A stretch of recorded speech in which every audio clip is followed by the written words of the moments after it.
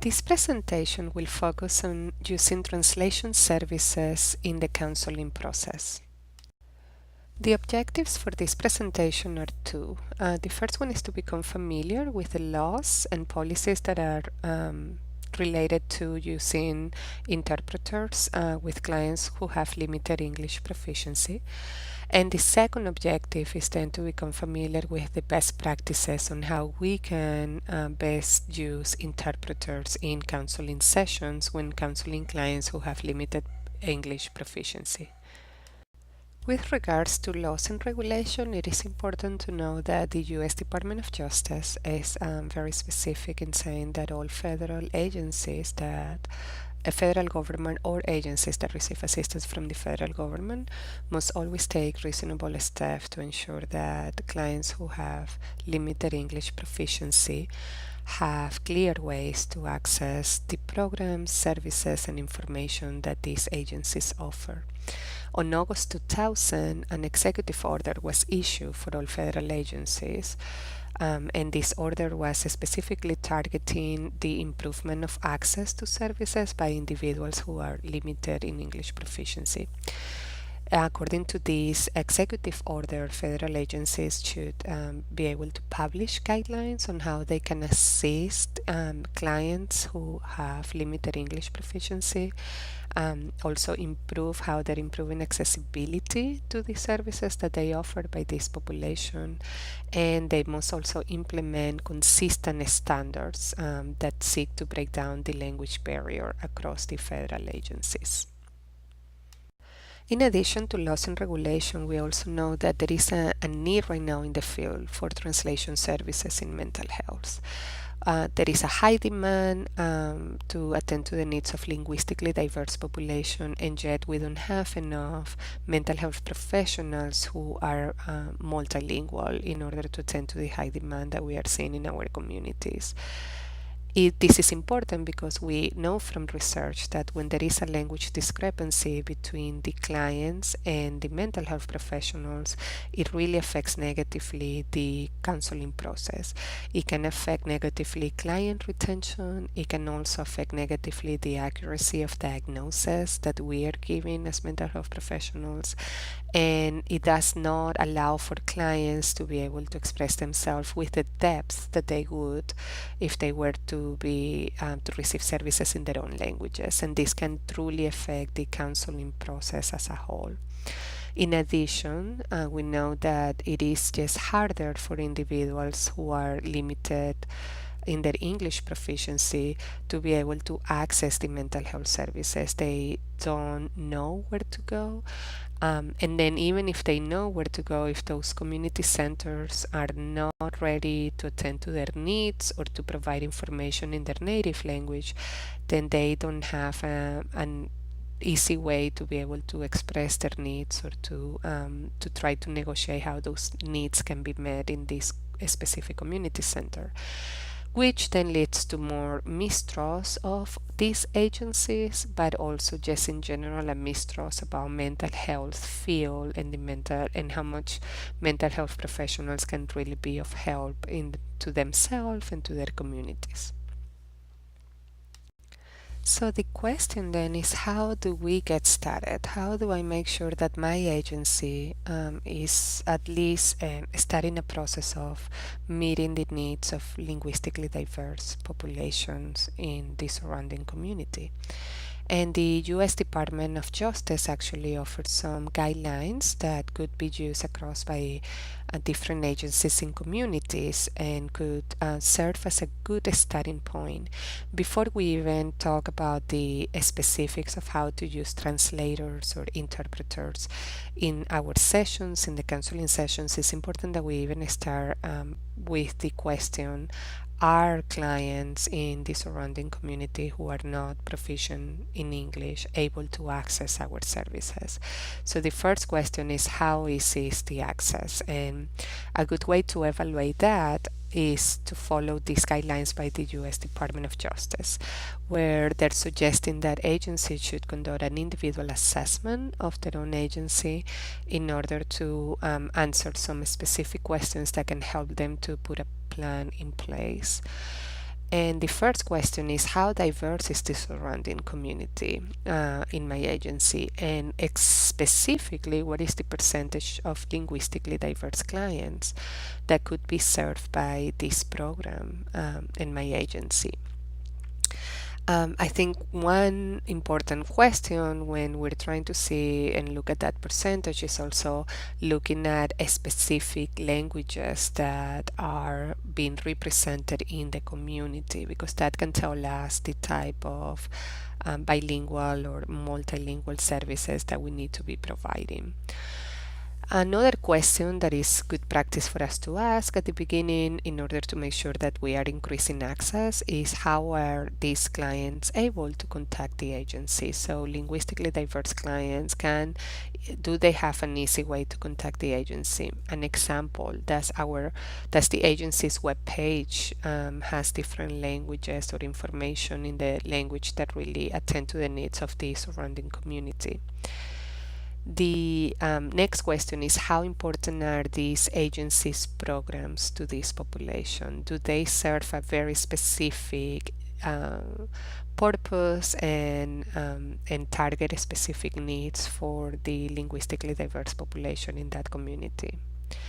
And then asking the question, are there any available resources that the agency already has to make these programs or services more accessible to this specific population? We need to ask many times, we have the resources are there and they're available. We have the problem is that we have not put them into practice, or somehow have not been using them in the best way that we can in order to increase access to the program and the services that we provide.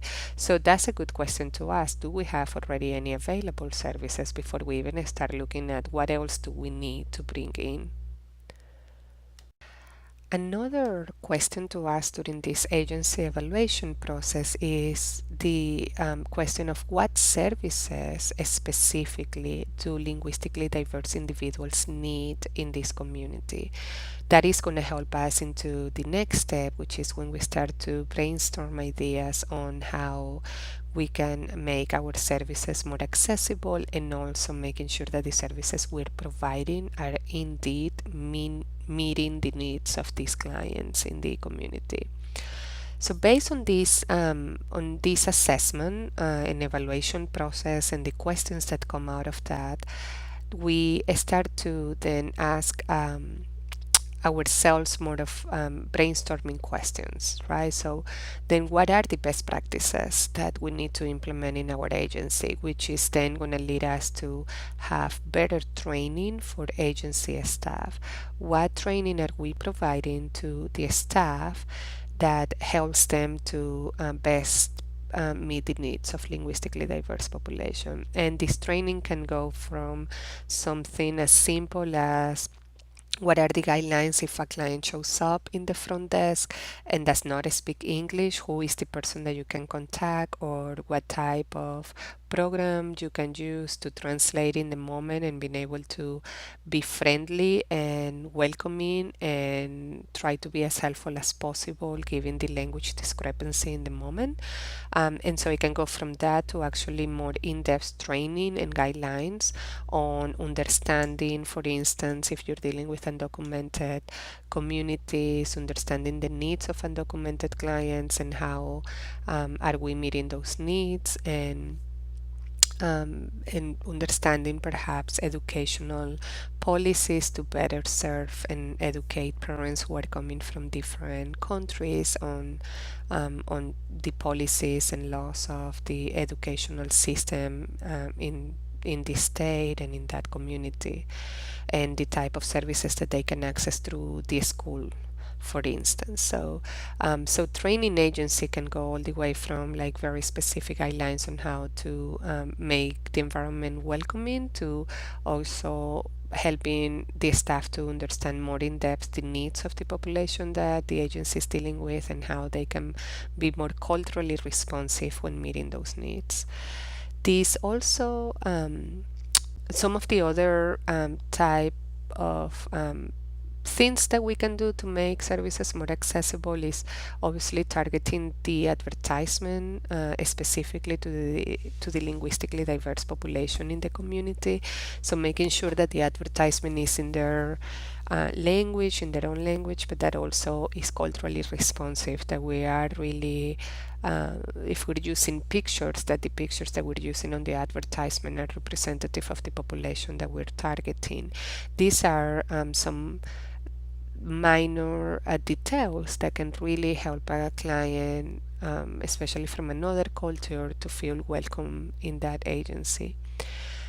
Make sure that the agency website is linked to a translation uh, feature that allows for easy access and fast translation of information. Nowadays, with a lot of the advancements that have happened in technology, it's a lot easier to translate websites, and even having like a button that says if you want to have it in Spanish or in another language, that they can click on it, and it sometimes these programs actually translate the content of the website, or even having the website specifically translated more formally to meet the needs of the language needs that are in that community. That can be a really good practice to have.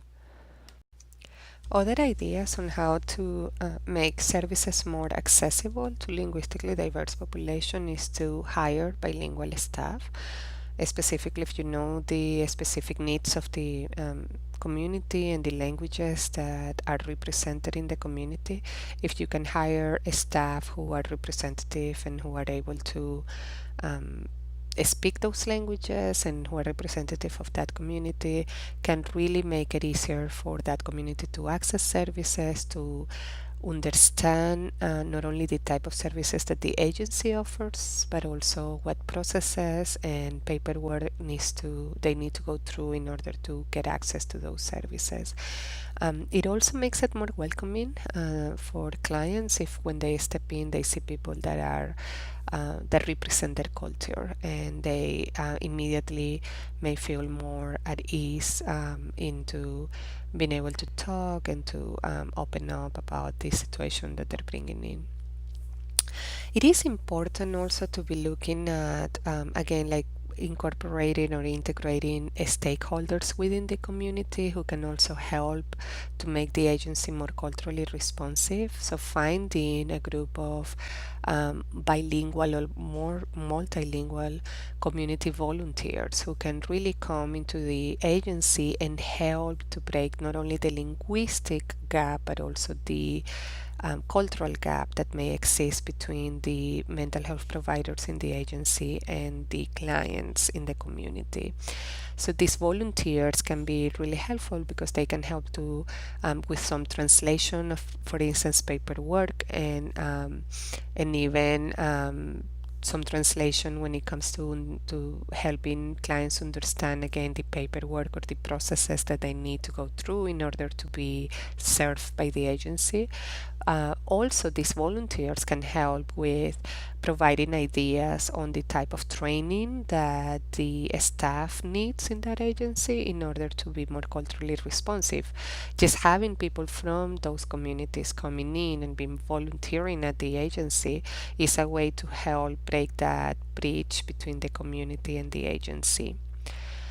Use bilingual paraprofessionals to conduct educational workshops. This is related to the last bullet point as well, that there are many services that we can offer within the mental health field that may not be exactly the counseling process. So there could be some, for instance, psychoeducational workshops on child development that could be very helpful to parents of different cultures. Or once again, a psychoeducational workshop on understanding the services that schools provide in the United States and in that community.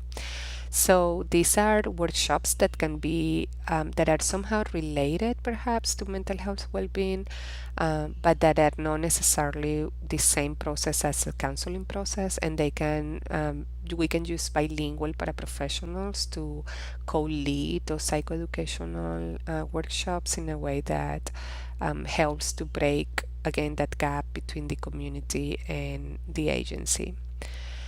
use interpreters in the counseling process.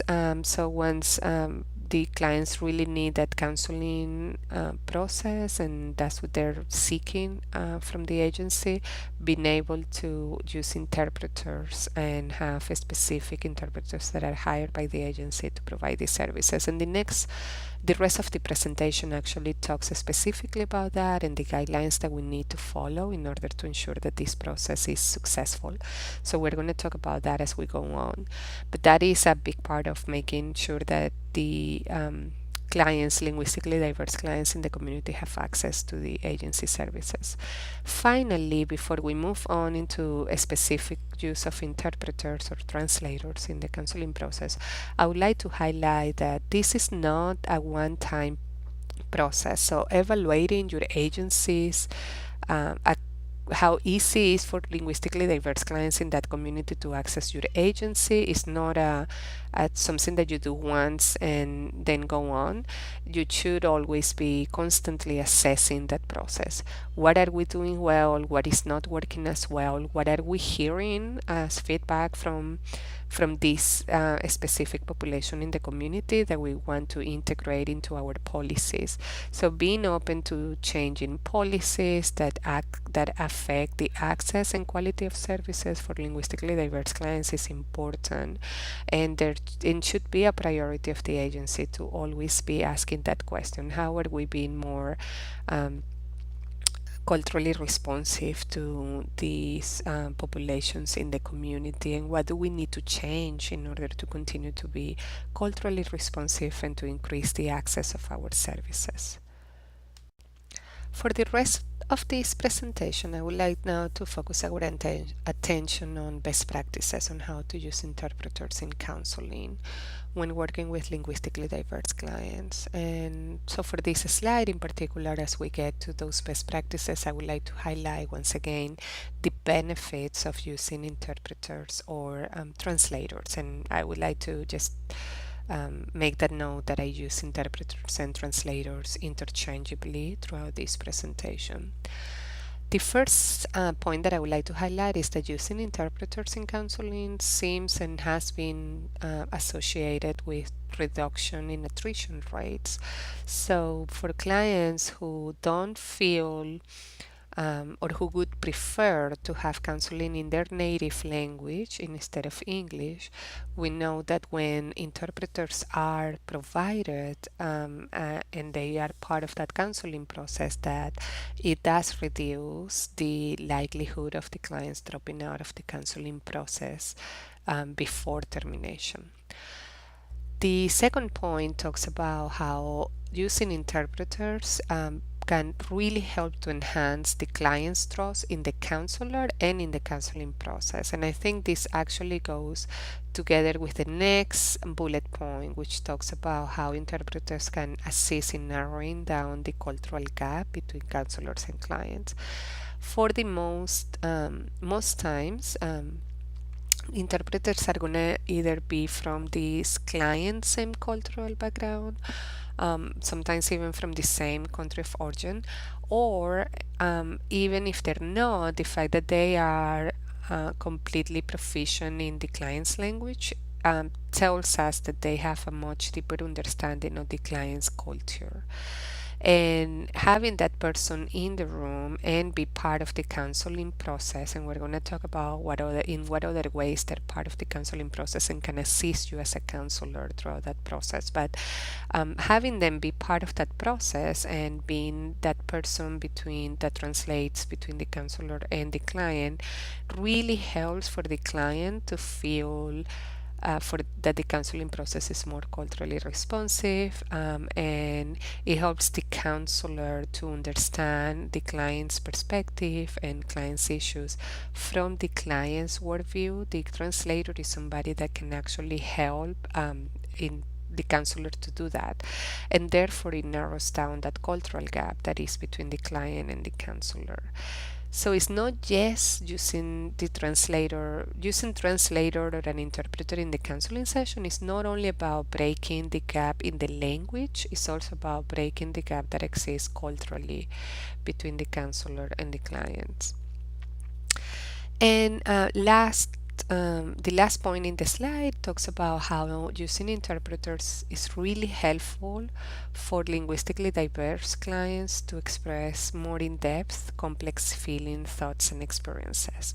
So for more likely clients who prefer to have counseling in their own language is because they feel that they can express themselves more easily in their native language than in English, and usually that leads to being able to express oneself or one's presenting issues in a way that is a lot more complex and more in depth than if they have to use the English language to communicate, because then they will have to simplify what they're trying to say in order to make sure that they're being understood by the counselor. If you decide to use interpreters and translators as part of the counseling process that you offer, you want to make sure that you are getting the right people to fulfill that role in the counseling process. So, who are interpreters? Interpreters are professionals who are trained specifically to translate the spoken language and whose primary role is to bridge the language gap between two individuals.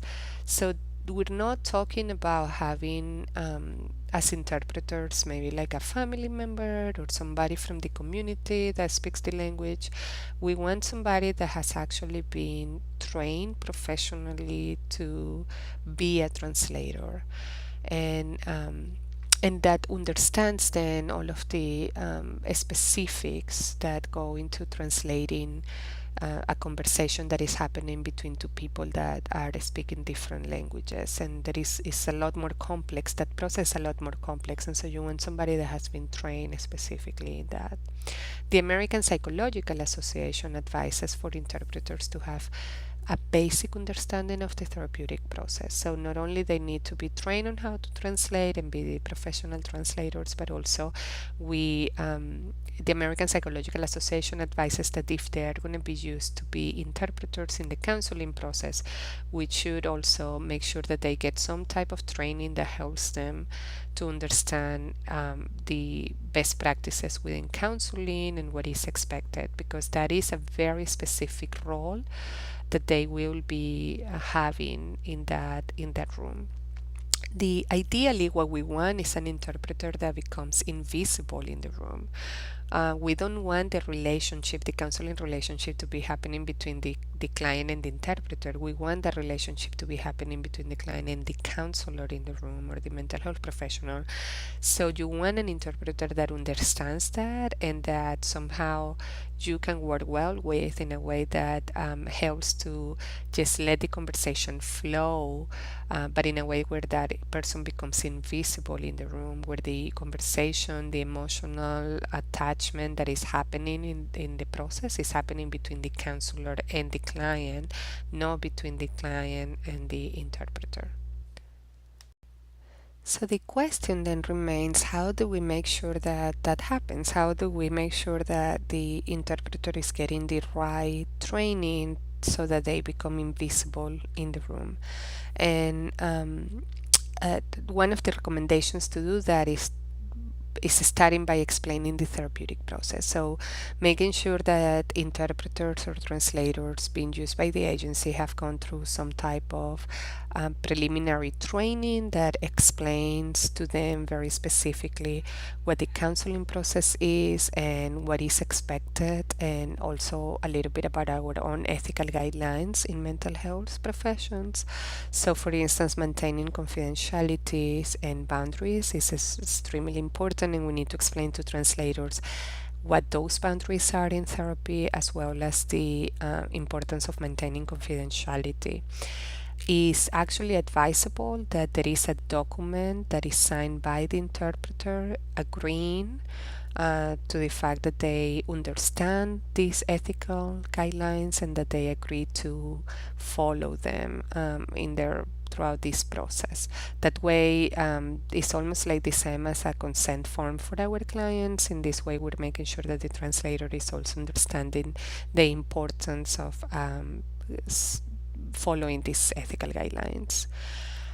not expressing opinions is something else that we want to make sure the translators understand. So in understanding what the counseling process is, we want to make sure that they are aware of not expressing their own opinions, whether it's verbally or non-verbally. So even having them aware of, like, sometimes you're going to hear things from clients that you may have a very strong reaction to, and it's very important that you keep that reaction neutral in the room. And it's something that you and I can process after the session, but that in front of the client, it really needs to, we need to make sure that the client is not, we're not coming across as being judgmental of the client, and we're not judging the client for what the client is saying.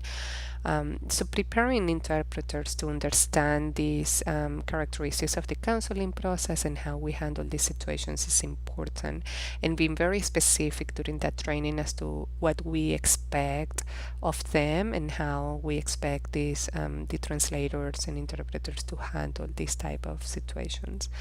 And then, of course, highlighting that we do not offer advice, and that it is important that as an interpreter or translator in the room, that they that this person is not offering any type of advice to the client, and that they really limit their role in the room to just translate what the client is saying and what the counselor is saying, but that they don't insert themselves in some way in the counseling process.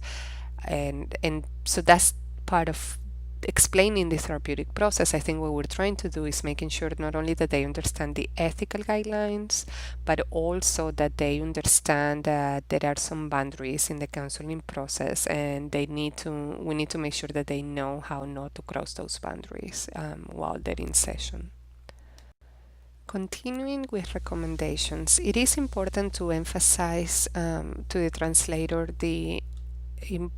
how important it is that they translate very accurately what the client is saying. For instance, highlighting the importance of translating the client's content or what the client is bringing into the session in exactly the same way in which the client is stating that content or talking about it. An example is not too soft. If the client seems to be incoherent in their expression or somehow don't seem to make sense, that they are actually trying to translate it. Don't try to make sense for the client, actually translate it specifically how the client is saying it, because these are the type of perhaps factors that we pay attention to as counselors, right? And if we have a client that doesn't seem to be able to make coherent sentences, then we know there is something else going on that we need to be paying attention to. So we want to make sure that the translator is not taking that onto themselves and saying, "No, this doesn't make sense, so let me make sense of this for the counselor," and highlighting the importance then of the accuracy of the translation. Then remember to debrief following this session. This is a partnership. So what you want is a really good working relationship. If this is a translator and interpreter that you're going to be working with, in the counseling process, and most likely you're going to be using this person with other clients, then you want to have a working relationship. You want to be able to understand what works best for both of you and what type of issues and challenges you face in that relationship and how you can work through those. So remember to debrief following this session with the interpreter. Ask the interpreter to discuss the session. Did they experience any feelings? Were there any specific parts of the sessions that were hard to translate? Because this is going to help you to be more mindful about things that you may want to do differently in your next session, right? So if the translator says, this part was really hard for me to translate, that's a vocabulary that I'm not used to in that language, maybe that is a good point for us to talk about so that I can be more aware of when that topic comes up, I can use a different type of language, or even for the client, if the interpreter had a hard time translating something from the client, then this is the moment for the interpreter to say, at that moment I said this, but the more I think about it, I also feel like there was a deeper meaning to what the client was saying, and this was the deeper meaning. That those type of debriefing sessions can be very important for the counselor to get a much better idea of what is going on with the client, but also for just in general for the counselor and the interpreter to have a better working relationship with each other that could ultimately have a positive effect on the counseling process and on the client. Continuing with recommendations, I think it's important to be aware of how you are talking during the counseling session to help the interpreter. So the main recommendation here is how you as a mental health professional what can you do to make sure that you are helping the interpreter to make this process easier for them, which ultimately is going to make it easier for the client. The first one is to speak in short phrases or words that are easy to process but that maintain your meaning. So be aware that talking for too long and without giving a chance for the translator to have a moment to pause and translate in between can make it harder for the translator to do the job that he or she needs to do in the room. And being aware that you don't want to be too short on what you say if you're kind of like having, like, for instance, a summary of the session, but at the same time you don't want to go 4 or 5 sentences and not allow the translator to have a moment to start translating in between that summary. So speaking short phrases, also be aware of the vocabulary that you're using. You don't want to be using vocabulary that is so maybe hard or unusual that the interpreter may not even know what it means in English, and now he or she may need to go back to you and say, what do you mean by that, before, and now it becomes a conversation between you and the interpreter before the interpreter can even turn to the client and translate what you're saying. So these are kind of like little details, but are details that are important to keep in mind as a counselor so that you can make sure that the process goes better and easier for everybody involved in the process. Avoid using metaphors. Many metaphors may not make sense in another native language, and so it would be very difficult for an interpreter to be able to translate what you mean by that to a client, and it may take a lot longer. So instead of just translating back, now the interpreter is put in this position where they are actually telling the client, well, the counselor just used this kind of metaphor that in the United States and in the English language it means kind of this or that, and now it becomes an explanation about the metaphor, which can totally take the client away from the counseling process in the moment. So it is important to maybe try to avoid metaphors, and if you do use metaphors, being aware of how easy they could be to explain to somebody from another culture and with another language. Make sure that you're using a rhythm of a speech that feels natural. So we don't want to go too slow to where it becomes awkward in the room, but at the same time you don't want to speak too fast to where the interpreter may not have a moment to step in and be translating little bit of pieces at a time. So just something to be aware of is your rhythm of speech. How are you feeling with the translator in the room? I think it's important. This is a process, so my guess is like the first couple of sessions are going to feel awkward, and that you're going to have to be patient with yourself, but also patient with the translator and the client, and really helping the client to know that this is a process where we're all kind of getting used to each other in the room, and being aware then of what rhythm of a speech seems natural and seems to be working for the interpreter and for you. Think of seating arrangement. So ultimately, you want to make sure that this having this other person in the room is not having a negative influence on developing the relationship that you need to develop with your client. So does your seating arrangement promote conversation between you and your client? For example, make sure that you are still you're sitting to where you're facing the client, but the interpreter is sitting at your side. That way, it's still the eye contact is happening between you and your client, and not directly between you and I'm sorry, between the client and the interpreter. So making sure that you're thinking about these details and any other detail that comes to mind for you that could make it easier to make sure that the using the interpreter is not actually having a negative effect on the counseling process. Something else that you want to be aware of is the interpreter's past experiences. So you want to talk to the interpreter or the translator ahead of time, and really, when we talk a while back, a couple of slides back, about having that first training about counseling, I think that's a good moment to open up this conversation. But this may be a conversation that also needs to happen throughout the process. But it's important to let the interpreter know that in counseling, some clients may bring some topics like past trauma that are very emotionally challenging sometimes for some people to deal with. And so you want to be aware and ask your interpreter to be aware of what reactions they're having. Like an example would be an interpreter who he or she or went through some specific trauma that is very similar to what the client is discloses. And so the client disclosing this trauma could actually bring some anxiety for the interpreter himself or herself. And so an example would be having an interpreter for a client who experienced trauma crossing the border when the interpreter also had a similar traumatic experience. In these cases, you want to be able to let the interpreter know that you are there, and that if they do need their own private counseling, that you can refer for them to get counseling.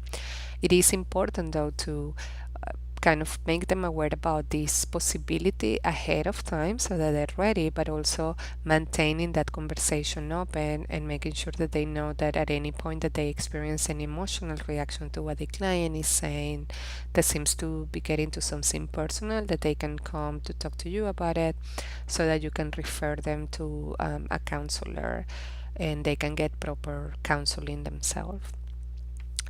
You also want to be aware that some interpreters and clients may come from groups that are actually in disagreement or even in war in their home countries. And this is something to really think about. So if you're having clients from the same country, but perhaps different religions, so you want to talk to the interpreter about, are you okay with being an interpreter in the room with this client? That has this different religion, and we want to make sure that interpreters are aware of what boundaries they need to keep that is related to that, and also how that may affect the client. So this is a conversation that we may also have with the client. Even if the interpreter is okay, then for the client may not feel safe disclosing some personal experiences if they become aware that this interpreter comes from a specific group that is in disagreement or somehow in war with the group that they represent within their home country. So again, it's like details that we need to think about, especially if we're dealing with interpreters that are coming from the same home country as our clients. Finally, I would like to highlight the importance of forming a working alliance and a positive working alliance with the interpreter that is working with you. Building a strong working relationship with that person is very important for the therapeutic process and for your client. That is going to make your client's process better. So at the end, it's all about benefiting your client. Research has found, and I would like to highlight this bullet point, research has found that the development of trust, mutual understanding, and valorization of the contribution of each to the therapeutic task makes the interpreter-counselor relationship stronger. So working on that relationship, making sure that you and the interpreter are developing trust, a mutual understanding, and that you each value what each of you brings to the counseling process. That is going to make that relationship stronger, and the stronger that relationship is, that working relationship is, the better that impact that is going to have on the counseling process and on your client specifically. I would also like to highlight as a final Recommendation to try to maintain the same interpreter throughout the treatment to help establish and maintain trust in the counseling process. So we know for some clients it can take a long time to actually trust the counselor and to be able to open and be vulnerable in the counseling process. And when using an interpreter, this client is having to work through that trust process or that trust stage or phase of therapy, not only with you as the counselor, but also with the interpreter in the room. So you want to make sure then that you are using the same person, because if you change interpreters, unless it is completely necessary, it is advisable not to change, because once you change, then it can actually take the client back to that trust phase and building trust with this person, so it can put a stop on the therapeutic process for your client. I want to thank you for listening to this presentation. I hope that it was helpful in getting you motivated to think about how your agency can better serve the needs of linguistically diverse population in the community where you're working. I hope that this also helps you to see how you can make sure that you're using best practices when using interpreters in the counseling process. Thank you so much for listening.